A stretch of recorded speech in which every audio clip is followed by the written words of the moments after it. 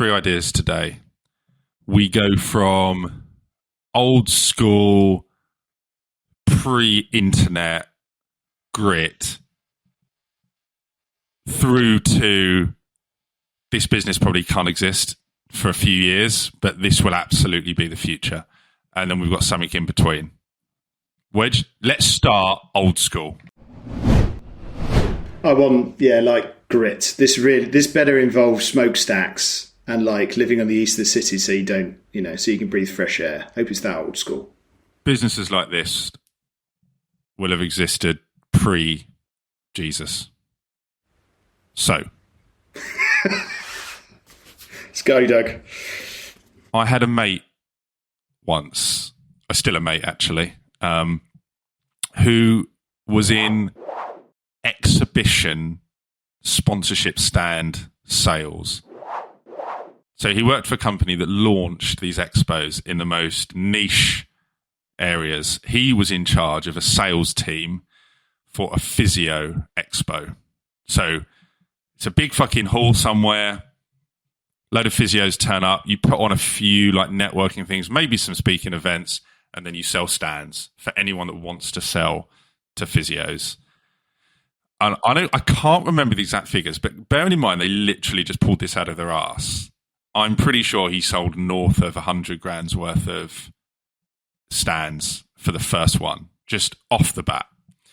Random date in a London exhibition centre, sold that. And then once you've got the first one, year 2, year 3, year 4 just becomes way, way easier once that you have the brand and you have the visitors and all that kind of stuff.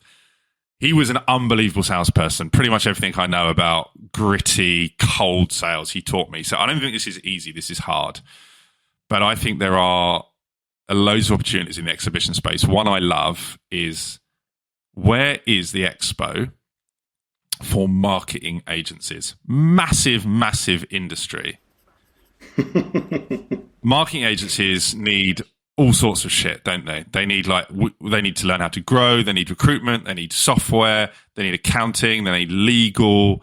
They need brand. They need a lot of stuff. There's tons of them, but as far as I can tell, there is not a good expo for them. So I chatted to my friend Tom and I said, Tom, what do you think of this idea?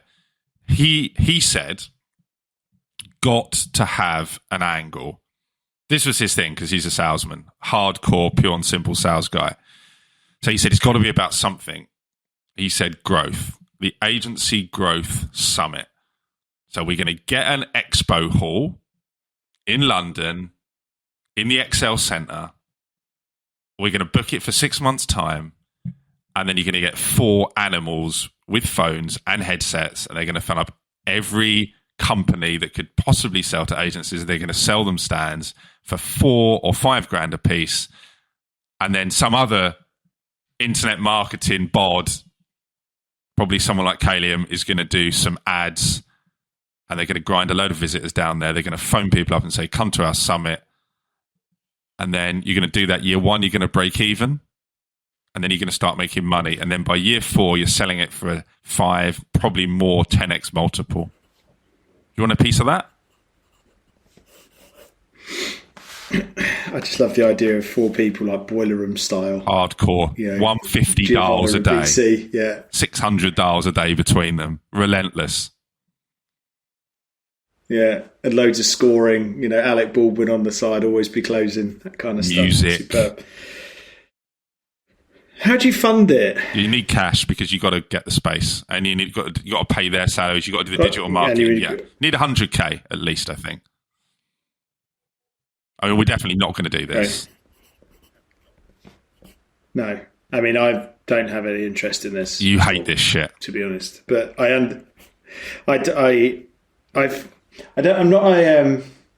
I used to be a teacher, and I used to go to this thing every January. I can't even remember what it was called. It was in the Excel. And I'd have to go because I was head of IT, and I'd go around and listen to people try and sell me like software for... That was called the Bet Show. BETT, been to it. That's it. Horrendous. That's it, Bet. And I got sent to Bet. Horrendous. Got sent there 3 or 4 years on the bounce. And honestly, come 1 o'clock, I was sitting in the shitty cafe eating a cold Cornish pasty, just wanting to go home. and it was just so bad, and mainly because it's kind of like how I feel about radio. You kind of get told what you should be looking at, like, or you should be listening to. The radio. My problem with radio is people tell me what I should be listening to. An expo is I go there because I'm interested in the topic, but I only can see what people have got it, and I can't explore or discover myself. And I think there's a limit to that. Also, what's the true value for those companies? Because do you think people that go to an expo are in buying or selling mode? Conferences, everyone's in a selling mode, and therefore they're not in a buying mode. So if you go as a seller, anyone you meet is not interested because they're all in selling mode. You just get a bunch of sellers just knocking heads together. What about an expo? Is it any different? I think the motivation for the people that go, you've probably got to suck them in with something more than just a few stands. You've got to have a few speakers, and you've got to make it sound like more than that. It's just got to be for them. For you as an IT teacher, sure, I would have thought to get out of your school for a day, you'd have done almost anything. So to hear that... Not by year 3. Sorry? Not by year 3. I was done with them. I don't want to ever go back there. Do you mean to the bet show? Soul destroying. Yeah, soul destroying. Yeah. Well, I think you've got to have a reason for both sides to join. I do think people make buying decisions at those shows. I think probably no one's ever really quantified the value of them. I think they just sound good on paper for the seller, don't they? Cool, we're going to get all these people to come in. You can talk to them. It feels good. It feels like you can have conversations with prospects. Does it actually work? Got no idea. Question for you.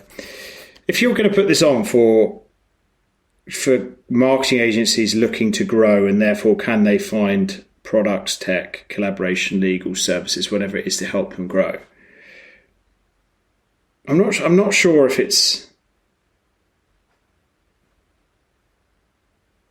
that's enough of a hook. What you need is you need a speaker, don't you? You need some speaker that's like, look, I grew my agency from 1 to 20 million. I'm going to share my secrets today. Well, it's education, this, isn't it? This education, it's not about acquiring customers. It's not about going to collaborate and meet people to get work. This is a pure education play. This is a knowledge play, or potentially getting people to support your business through their knowledge. So maybe that's just my understanding of expos is wrong.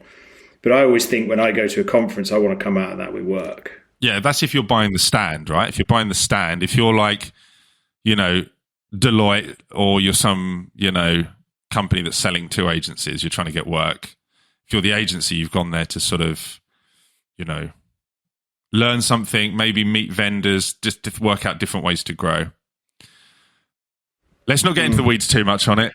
Clearly never going to happen. We're not going to do that. Someone should. I think it's a good idea. I think not you. Definitely not you. I think your understanding of it is still limited, even though we've been talking about it for 9 minutes. But I don't. But look, we're never going to pretend that was the best idea. That was number 1. Number 2, it's up the tempo. Number 2, right? Massive market that is served in the shittest way you could ever possibly imagine. And it's a market you cannot avoid. Everyone has to engage in it if you've got children. And that market is the school uniform market. Oh, well, I saw news about this week.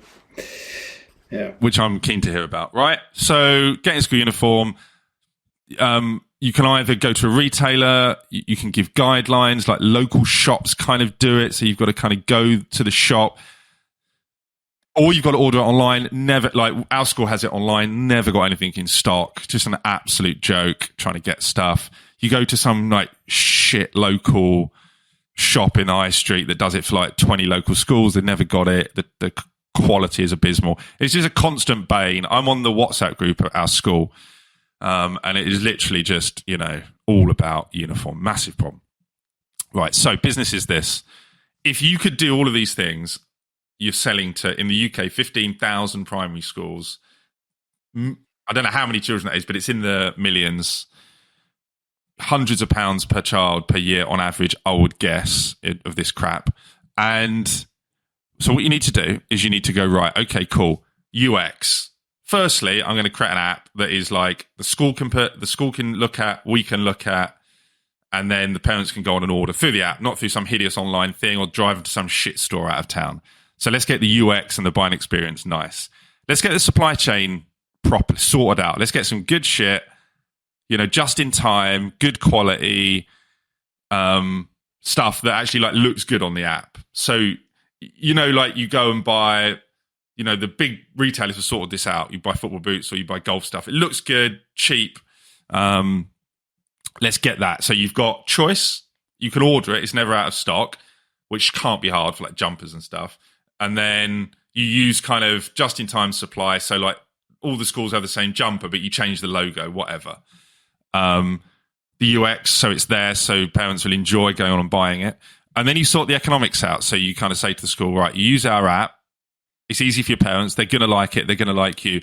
And we're going to give you a kicker for doing this, for using like, Rich's online school app for shit clothes. We're going to give you a kicker for introducing all of your parents to this. And then you're just basically a retailer, but you're selling stuff that people have to buy every year. Once you're in, you'll never come out. The school just won't change because it's just pain. The challenge here is just selling into schools, convincing them to do this. But I think the solutions that are there are so bad that at least gives you a chance. And then if it's good, they'll recommend you around nicely. Yeah, I love it. I mean, a few hurdles, right? But this article I saw 450 to 500 quid a year on school uniform. Couple of kids. Yeah, it's a lot. She said she was spending. Our kid's blazer, I guess it's because kids grow, 115 quid for a blazer. I mean, it wasn't for us because I got it from a second-hand shop for 20. I got a second-hand one, but that's your new price. That's mad, isn't it? I wonder though. So let's just dig into it a little bit. So obviously, let's assume you can get through that whole getting through the business manager and everybody's buying it, right? To get the just-in-time stuff, there is an element of variety, right, or wide skews because if you've got so many different schools, so many different emblems, all the rest of it. So you've got to find a just-in-time supplier that's got a reasonable lead time to be able to produce this stuff, or you've got to understand from buying, from purchase kind of behaviours, how many you do need to hold in stock, and you can track that with data. No one selling school uniforms is going to be data enabled. I just can't imagine it. It's too mature. So I think if you could sort those two things out, it's a great captive market. And the good thing is about it, population's going up, more kids are going into schools. You're literally never going to lose your market if you can get it. Yeah, I think I agree with you. The supply chain stuff is the hardest bit here. I think you probably need like a facility somewhere cheap and shit. You probably you're making this stuff yourself. You've got, I don't I'm now in a world of something I know nothing about, but presumably you can knock up a jumper pretty quickly with new manufacturing technology and shove a different logo on for the school here versus the school here. You presumably just want to say to the schools, look, this is our jumper. You can change the colour, you can change the logo, you can change the little motif or whatever, but there's 4 options for your jumper. And then you just kind of, it's like Moonpig, isn't it? It's Moonpig for school uniforms. You just kind of changing your logo or whatever, getting it printed up. Someone in retail might say, this is impossible, it's too expensive. And maybe that's the killer here, but I doubt it. I think it's doable. You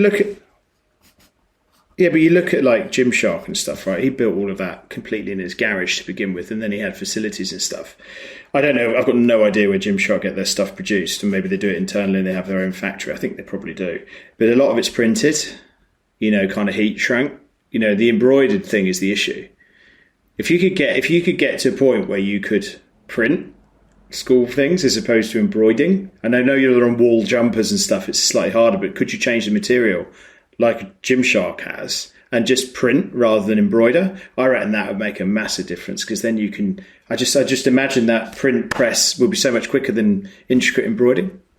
But Doug, I think it's great. See the salesperson there with the head teacher, with their old school, visit the school. They got this suitcase. Here's our jumper. It's super good quality. We print it for you just in time. You're never going to run out. It's good quality. It's cheaper, probably, or at least the same price as what you're paying.